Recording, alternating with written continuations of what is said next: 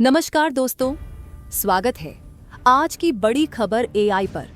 आज हम बात करेंगे एक ऐसे कानूनी भूचाल की जिसने देश के सांसदों से लेकर सुप्रीम कोर्ट तक सभी का ध्यान खींचा है। कानून को कबूल नहीं करता हूं, तो महात्मा गांधी ने क्या किया? उन्होंने उस कानून को फाड़ दिया, तो मैं गांधी की तरह इस कानून को फाड़ता हूं। ये अनकॉन्स्टिट्यूशनल है सर। इस देश में झगड़े पैदा करने का काम बीजेपी करना चाहती है। सुप्रीम कोर्ट तक सभी का ध्यान खींचा है वक्फ संशोधन विधेयक 2025। आम आदमी पार्टी के विधायक अमानतुल्लाह खान, कांग्रेस सांसद मोहम्मद जावेद और एआईएमआईएम प्रमुख असदुद्दीन ओवैसी ने इस विधेयक को सुप्रीम कोर्ट में चुनौती दी है। तो चलिए जानते हैं कि यह विधेयक क्यों बना संवैधानिक तूफान का केंद्र। बजट सत्र के दौरान संसद के दोनों सदनों से पारित वक्फ संशोधन विधेयक 2025 अब राष्ट्रपति की मंजूरी का इंतजार कर रहा है। इस विधेयक को unified Waqf management empowerment efficiency and development bill UMEED नाम दिया गया है। विधेयक के मुताबिक केंद्र और राज्य वक्फ बोर्डों में गैर मुस्लिम सदस्यों की नियुक्ति, वक्फ संपत्तियों के प्रबंधन पर सरकारी नियंत्रण बढ़ाने और वक्फ बाय यूजर सिद्धांत को हटाने जैसे प्रावधान शामिल हैं। अमानतुल्लाह खान ने याचिका में कहा कि यह विधेयक संविधान के अनुच्छेद 14, 15, 21, 25, 26, 19, 30 और 300A का उल्लंघन करता है, जो समानता, धार्मिक स्वतंत्रता और अल्पसंख्यक अधिकारों की गारंटी देते हैं। असदुद्दीन ओवैसी ने कहा, वक्फ बोर्डों में गैर मुस्लिम सदस्यों की नियुक्ति मुस्लिम समुदाय के धार्मिक स्वायत्तता के अधिकार को कमजोर करती है।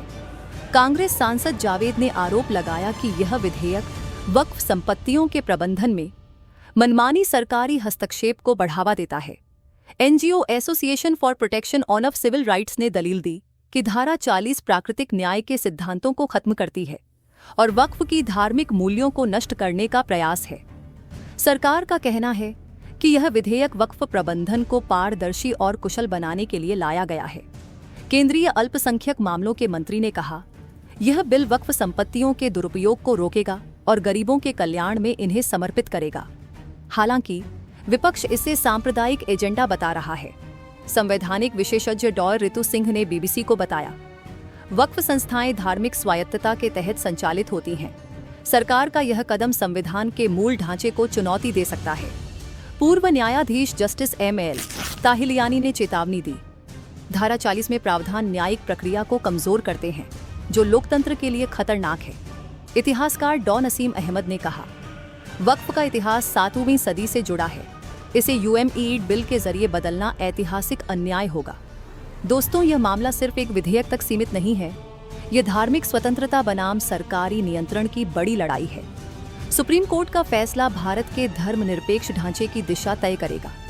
वहीं राजनीतिक पार्टियां इस मुद्दे को 2024 के चुनावों से जोड़कर देख रही हैं। आज की यह खबर हमें याद दिलाती है कि संविधान की मूल भावना को बचाए रखने के लिए नागरिकों और न्यायपालिका की सजगता जरूरी है। इसी के साथ मैं आपका धन्यवाद करता हूं कि आपने आज की बड़ी खबर एआई के साथ जुड़कर इस महत्वपूर्ण मुद्दे पर हमारी रिपोर्ट सुनी। लाइक और सब्सक्राइब करना न भूलें। धन्यवाद और जुड़े रहें आज की बड़ी खबर के साथ, जहां हर खबर होती है सबसे बड़ी खबर।